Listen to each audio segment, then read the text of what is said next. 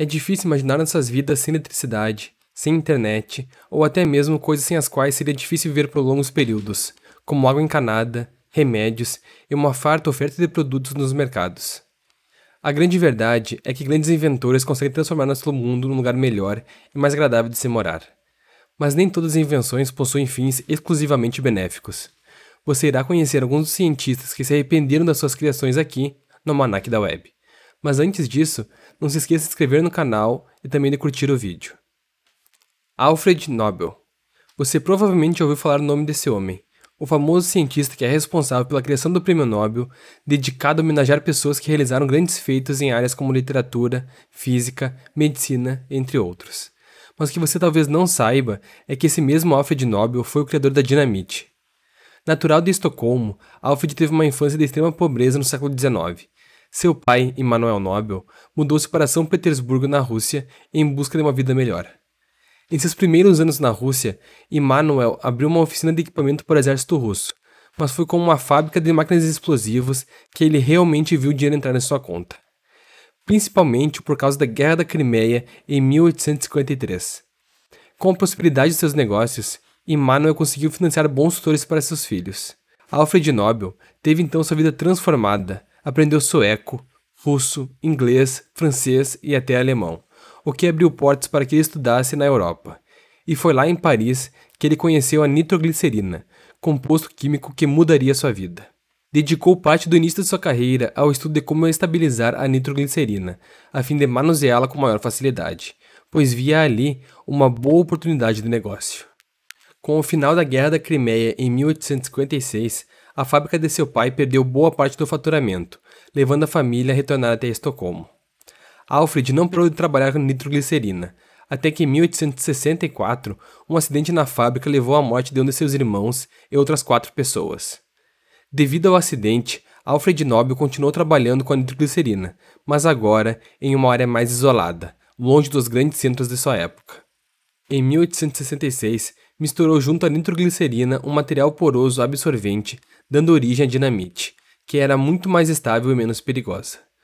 A dinamite rendeu a Alfred Nobel uma vida mais que confortável. Sua criação foi utilizada na construção de canais e também na mineração, o que lhe rendeu muito dinheiro.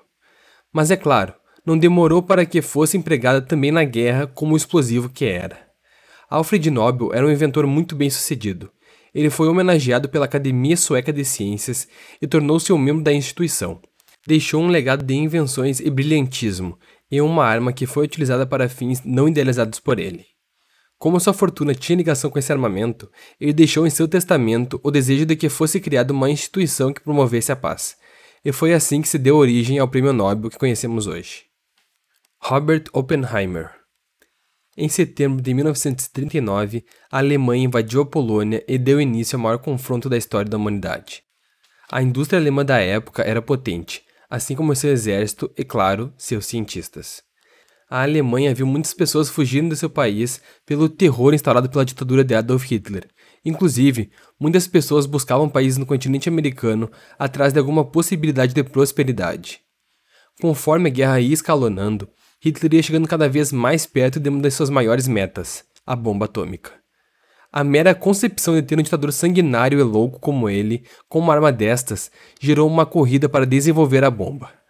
Foi por muito medo disso que, inclusive, Albert Einstein assinou uma carta ao então presidente dos Estados Unidos, Franklin Roosevelt, advertindo sobre o perigo que a humanidade corria caso os nazistas fossem os primeiros a fabricar.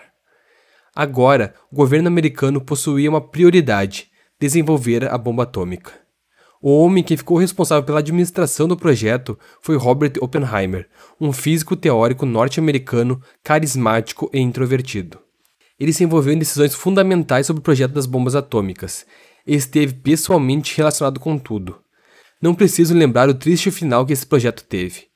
Poucos meses após a explosão das bombas, Oppenheimer pediu demissão. Ele expressou diversas vezes o seu pesar pelo falecimento de milhares de vítimas em Hiroshima e Nagasaki. Dedicou o resto de sua vida na defesa de um órgão internacional que controlasse o poderio nuclear para evitar a proliferação dos armamentos nucleares e frear a corrida armamentista entre os Estados Unidos e a União Soviética. Após a explosão das bombas, Oppenheimer declarou que veio à sua mente um texto sagrado hindu, que diz: Agora eu me tornei a morte, a destruidora de mundos. Albert Einstein também lamentou pelo resto de sua vida pela carta assinada. Arthur Galston.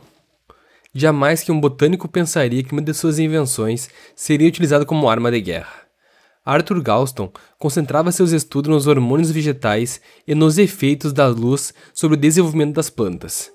Ele descobriu que o ácido triiodobenzoico estimulava a floração da soja com maior velocidade, mas caso fosse aplicado em excesso, o composto faria com que a planta perdesse suas folhas. Mas Galston não esperava, obviamente, que o governo americano iria utilizar sua descoberta como uma arma de guerra no Vietnã. O agente laranja, como ficou conhecido, tinha como objetivo eliminar florestas e colheitas, expondo assim os Vietcongues e impedindo que eles se escondessem.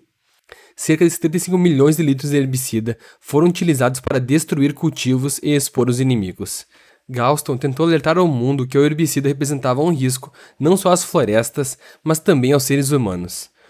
Um dos componentes do agente laranja é a dioxina, que pode permanecer por décadas no meio ambiente.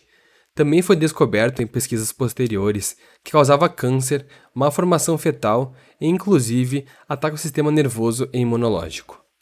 O governo norte-americano encomendou um estudo toxicológico que confirmava esses, entre outros problemas, o que levou o então presidente Richard Nixon a suspender o lançamento do agente laranja.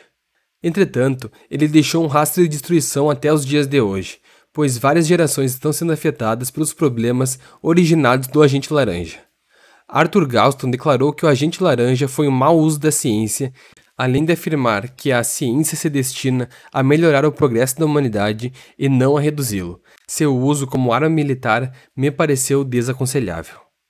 Se você assistiu o vídeo até aqui, não se esqueça de deixar seu like e se inscrever no canal. Isso ajuda muito no meu trabalho. Muito obrigado e até logo.